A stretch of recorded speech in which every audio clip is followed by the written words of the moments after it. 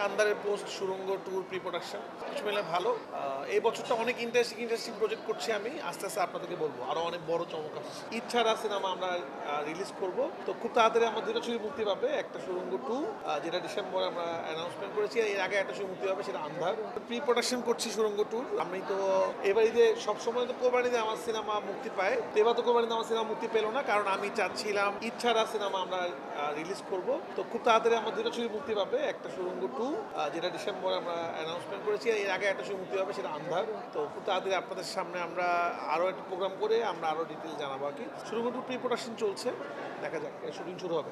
সব বলে দিলে তো ভালো লাগবে না, না না ওইরকম মিখাইল চরিত্র হয়তো আসবে, বাট গল্প আসবে, কি আসবে না আসবে সেটা আমরা বলবো না। বাট দর্শকরা তো অনেক রকম কথা বলে, ইন্টারনেটে আমিও দেখি, বাট সব রকম কথা বিশ্বাস করার কিছু নাই। আমি আপনাদেরকে বলবো আমাদের অ্যানাউন্সমেন্টের জন্য আপনারা ওয়েট করেন, বা আমরা কি দিচ্ছি সেটার জন্য ওয়েট করেন।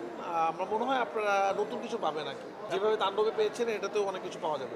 আমি তো এক একটা নতুন নতুন জনরা কাজ করতে এনজয় করি। খেলার জনরা থেকে শুরু করে থ্রিলার, রোমান্টিক সব জনরাই বানিয়ে ফেলেছিলাম। হরর জনরা বানানো হয় নাই। তো আন্ধারটা একটু ডিফারেন্ট জনরা আমি এক্সপেরিমেন্ট করলাম।